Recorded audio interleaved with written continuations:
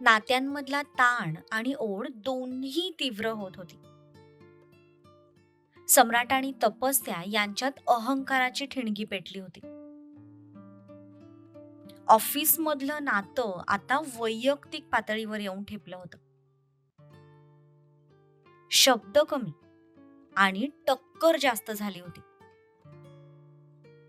दुसरीकडे शौर्य आणि आज्ञामध्ये नकळत जवळीक वाढली होती,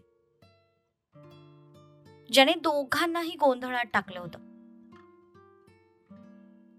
मौन, आठवणी आणि न बोललेली अबोल भावना यामुळे मन अस्वस्थ झाली होती. एकीकडे स्पर्धा आणि संशय, तर दुसरीकडे ओढ आणि आपुलकी. हा नात्यांचा खेळ आता जास्तच गुंतागुंतीचा होत चालला होता.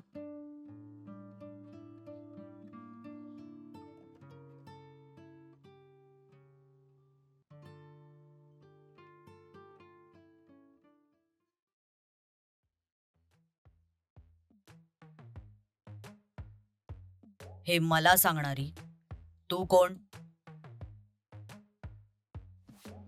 मी कोण? लग्नाची बायको आहे मी तुमची.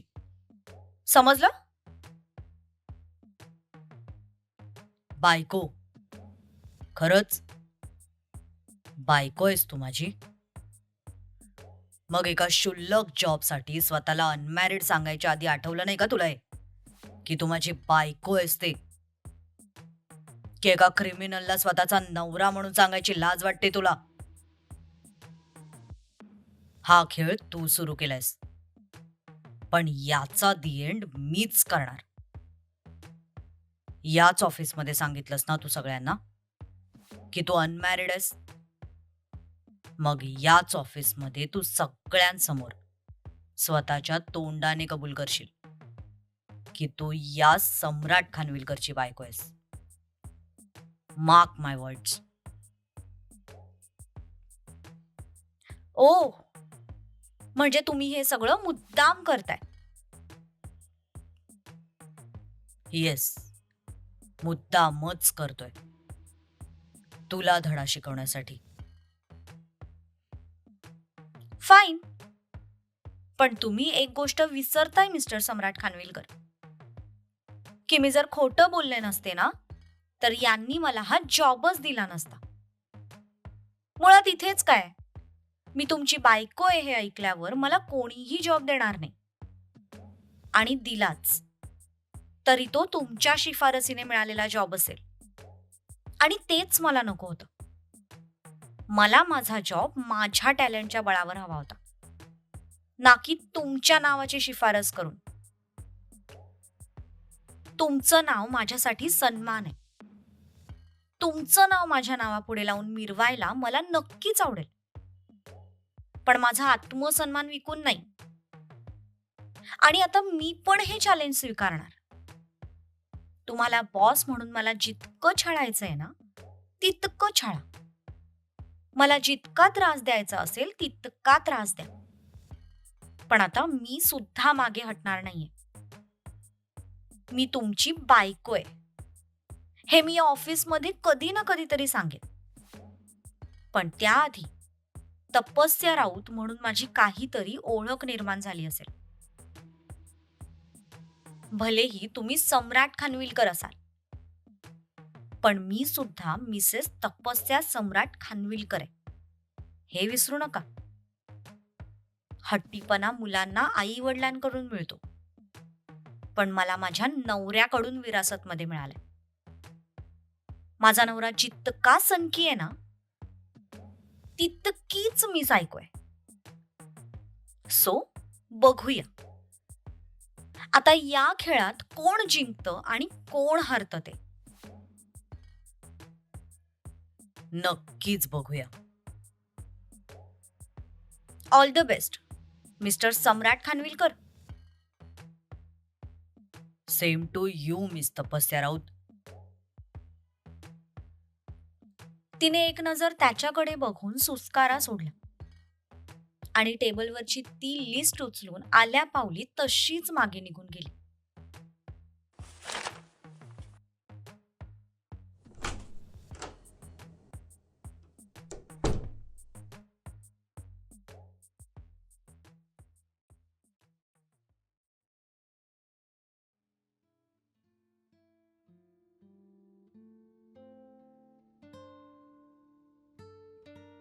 शौर्य त्याच्या कलिग सोबत पोलीस स्टेशनच्या जवळ असलेल्या एका हॉटेलमध्ये दुपारच्या लंचसाठी आला होता.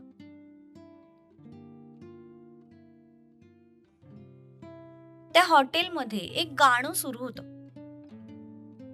अचानक शौर्याच्या नजरेसमोर त्या गाण्यामुळे आज्ञाचा चेहरा आला. सकाळी त्याने तिच्या गालावर किस केला होता. तिचा स्पर्श आणि तिच्या चेहऱ्यावरचे ते एक्सप्रेशन्स आठवून तो गालातल्या गालात हसत होता. काय झालं सर? नाही, काय नाही. पण माहित नाही का, आज त्याचा मूड थोडा वेगळाच होता. काम करत असताना सुद्धा कित्येक वेळा आज्ञाचा चेहरा त्याच्या नजरेसमोर येऊन गेला होता. एक दोन वेळा तर कॉल करून तिच्याशी बोलायची सुद्धा त्याची इच्छा झाली. पण त्याने कसं बसं स्वतःच्या मनाला आवरलं. त्याने लंच केला आणि तो पुन्हा पोलीस स्टेशनकडे जायला निघाला. मध्येच त्याच्या फोनची रिंग वाजली. तसं त्याने थांबून फोन पाहिला, पण स्क्रीनवर आदू हे नाव बघून त्याच्या ओठांवर स्माईल आली. बरं तू हो पुढे, मी आलोच. तसा त्याचा कलिग पुढे निघून गेला. शौर्य त्याचा फोन घेऊन थोडा बाजूला आला आणि एक दीर्घ श्वास घेत त्याने फोन रिसीव्ह केला. हॅलो. हॅलो. पण त्याचा आवाज ऐकून ती काय बोलायचं होतं तेच विसरून गेली. सकाळपासून तिचं सुद्धा चित्त थाऱ्यावर नव्हतं. त्याच्या ओठांचा स्पर्श अजूनही तिला तिच्या गालांवर जाणवत होता. सकाळपासून कित्येकदा रूम मध्ये एकटंच डान्स सुद्धा करून झाला होता. तिला आनंदाने बागडावंसं वाटत होतं. काही केल्या त्याच्याशी बोलल्याशिवाय तिच्या आत्म्याला शांतीच मिळणार नव्हती. म्हणून तिने कॉल केला होता. पण आता त्याचा हॅलो ऐकून काय बोलावं तेच तिला सुचेना. जेवलीस? हा, तेच विचारायला मी कॉल केला होता. तुम्ही जेवलात?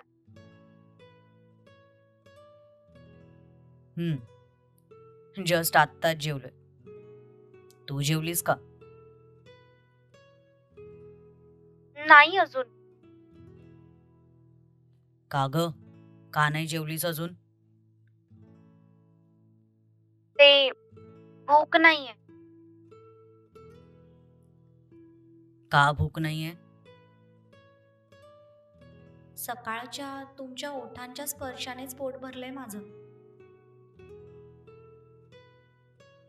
काय ग? काहीतरी विचारले मी. हा, ते सकाळी नाश्ता चांगला झाला होता ना, त्यामुळे अजून भूक नाहीये. भूक लागल्यावर जेवेन मी. बर, ठीक आहे. मनातल्या मनात खूप सारं संभाषण सुरू होतं. पण बोलायला गेलं की शब्दच सुचत नव्हते. आणि आज तर दोघांचीही अवस्था अगदी सारखी होती. शौर्य,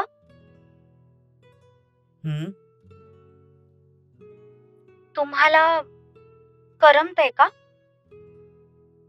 मी नाहीये घरी तर? आपल्या नसण्याने त्याला खरंच फरक पडतोय की नाही ते आज तिला जाणूनच घ्यायचं होतं. तिच्या त्या प्रश्नावर मात्र त्याचा चेहरा थोडा गंभीर झाला. खरंच काल रात्री त्याला नीट झोपच लागली नव्हती. पूर्ण घर त्याला जणू खायला उठलं होतं. म्हणूनच तर सकाळी चार्जरच्या निमित्ताने तो तिला भेटायला गेला होता. खरंच ती गेल्यापासून त्याला तिची कमी जाणवत होती. तिच्या आठवणी त्याला पुन्हा पुन्हा आठवत होत्या. नक्कीच तिच्यामुळे आपल्याला फरक पडतो याची त्याला सुद्धा जाणीव झाली. तसे त्याचे हार्टबीट्स किंचित वाढले. त्याला गप्प झालेलं बघून तिचा मात्र चेहराच पडला. कारण त्याच्या शांततेला ती तिचं उत्तर समजली होती. खरंच आपण असलो काय किंवा नसलो काय त्याला काहीच फरक पडत नाही असं तिला वाटलं. तसे तिचे डोळे भरून आले. बरं, मिळालं मला माझं उत्तर. It's okay. मी ठेवते फोन. नाही, नाही करमलं मला काल. काल रात्रीचं जेवण भलेही तू तुझ्या हाताने बनवलं होतंस, पण त्याला नेहमीसारखी चव नव्हती. कारण काल रात्री जेवताना माझ्यासमोर तू नव्हतीस. तुझ्या समोर बसून तुझ्या हातचं जेवण जेवायची सवय झाली होती मला. त्यामुळे काल जेवण सुद्धा गेलं नाही मला. आणि तुझं डोकं हातावर घेऊन झोपायची सवय झाली. आज्ञा, खरं सांगायचं तर काल रात्री झोप सुद्धा लागली नाही मला. पण ते ऐकून तिच्या चेहऱ्यावर मात्र हजारो गुलाब फुलले. मूळचाच गोरा असलेला तिचा तो चेहरा लाजेने लाल झाला. तिच्यासाठी ही खूप मोठी गोष्ट होती. तो कधी आय लव्ह यू म्हणाला नाही तरीही चालेल, पण निदान त्याच्या आयुष्यात आपल्याला काहीतरी किंमत आहे. आपण त्याच्यासाठी महत्वाचे आहोत. ही गोष्ट तिच्यासाठी खूप स्पेशल होती. आज पहिल्यांदा तो त्याचं मन मोकळं करत होता. त्याच्या आयुष्यातलं तिचं महत्व तिला सांगत होता. थोड्या वेळापूर्वी नाराजीने डोळ्यात आलेले अश्रू आता आनंदाश्रूमध्ये परिवर्तित झाले होते. तसं तिने उलटा हात करून गालावर आलेले तिचे अश्रू पुसले. सर, कमिशनर साहेबांचा फोन आहे. बरं आज्ञा, ऐकलं मी. तुम्ही जा तुमच्या कामाला. आपण नंतर बोलूया. तसे त्याचे ओठ पुन्हा रुंदावले. तिच्या समोर त्याला काही स्पष्टीकरण देण्याची कधीच गरज पडत नव्हती. त्याचं ते काम, त्याचं ते बिझी असणं, त्याचा राग, त्याचा मूड, सगळं काही ती समजून घेत होती. कदाचित तिची हीच गोष्ट त्याला इतक्या कमी वेळात तिच्या जवळ घेऊन आली होती. कदाचित हीच गोष्ट त्याला तिच्यावर प्रेम करायला भाग पाडत होती. बरं बाय. बाय. आज पहिल्यांदा त्याला फील झालं की तिच्याशी बोलत राहावं. पण कमिशनर साहेबांचा फोन होता, त्यामुळे त्याला जाणं भाग होतं. मनावर दगड ठेवून तो तिला बाय म्हणाला आणि आत निघून गेला.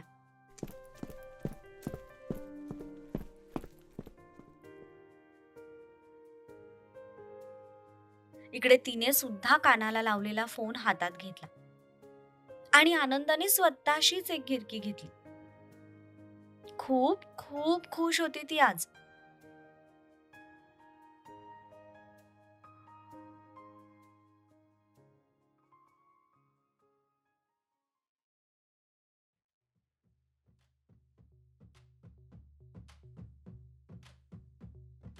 इकडे तपस्या मॅडमचा अर्धा दिवस इतका काही खास गेला नव्हता. तिची नुसती चिडचिड झाली होती. तिला स्वतःच्या चुका मान्य होत्या, पण त्यामागचं रिझन सम्राट का समजून घेत नाहीये त्याचा तिला राग येत होता. त्यात भरीस भर म्हणजे त्याने उर्वशीला त्याची पीए म्हणून सिलेक्ट केलं होतं. तिचं ते मादक शरीर दिवसभर तिच्या नजरेसमोर येत होतं. जितक्या वेळा सम्राटने तिची आठवण काढली नसेल तितक्या वेळा तपस्याने त्या उर्वशीची आठवण काढली होती. आता उद्यापासून ती ऑफिसमध्ये येणार, भुंग्यासारखी सम्राटच्या अवतीभोवती फिरणार. हे चित्र आजपासूनच तिच्या डोळ्यांसमोर फिरायला सुरुवात झाली होती. त्यामुळे तिचा नुसता संताप संताप होत होता.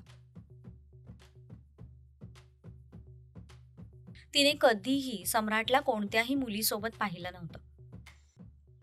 पहिल्यापासूनच तो मुलींपासून 4 हात दूर राहायचा. त्यामुळे त्याच्याजवळ एखादी मुलगी असणं हे चित्र ती स्वप्नात सुद्धा इमॅजिन करू शकत नव्हती. लंच ब्रेक झाला तशी ती कॅन्टीन मध्ये आली. तिला येऊन अजून 10 दिवस सुद्धा पूर्ण झाले नव्हते. त्यामुळे ऑफिसमध्ये तिची खास अशी कोणासोबत मैत्री नव्हती. सगळं काम प्रोफेशनली चालत होतं आणि तशाच तिच्या ओळखी होत्या. त्यामुळे दुपारचा लंच ती एकटीच करायची. तिने तिचं ताट घेतलं आणि कोपऱ्यातल्या टेबलवर जाऊन बसली. चेहऱ्यावर अजूनही रागीट एक्सप्रेशनच होते. त्याच रागाच्या भरात तिने चपाती मोडली आणि एका मागोमाग एक घास तोंडात टाकू लागली. हाय. ती तिच्याच नादात जेवण करत होती तितक्यात तिच्या कानांवर शब्द पडले. तिने नजर वर करून पाहिलं तर तिच्या समोर एक मुलगा उभा होता. तुमची काही हरकत नसेल तर मी इथे बसू शकतो का? ऍक्च्युली सगळे टेबल्स फुल आहेत. तशी तिने सुद्धा पूर्ण कॅन्टीन भर नजर फिरवली. खरंच सगळे टेबल्स फुल झाले होते आणि तिच्या टेबलवर ती एकटीच बसली होती. ओके, तुम्ही बसू शकता. तसा तो तिच्या समोर बसला. पण जसा तो मुलगा तिच्या समोरच्या टेबलवर बसला तशी इकडे सम्राटच्या फोनची रिंग वाजली.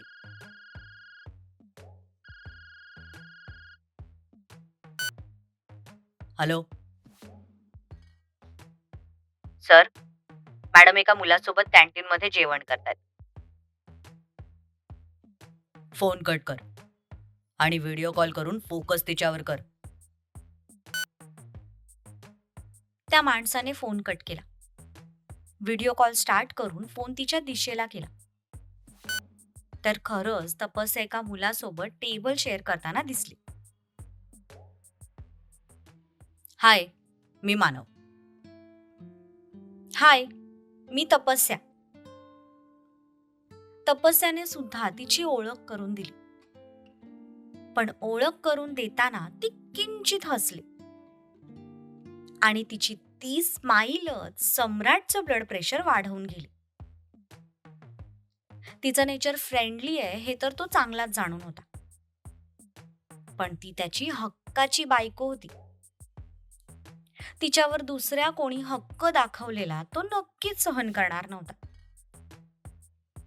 इनफॅक्ट तिच्याजवळ एखादा मुलगा तो स्वप्नात सुद्धा सहन करू शकत नव्हता.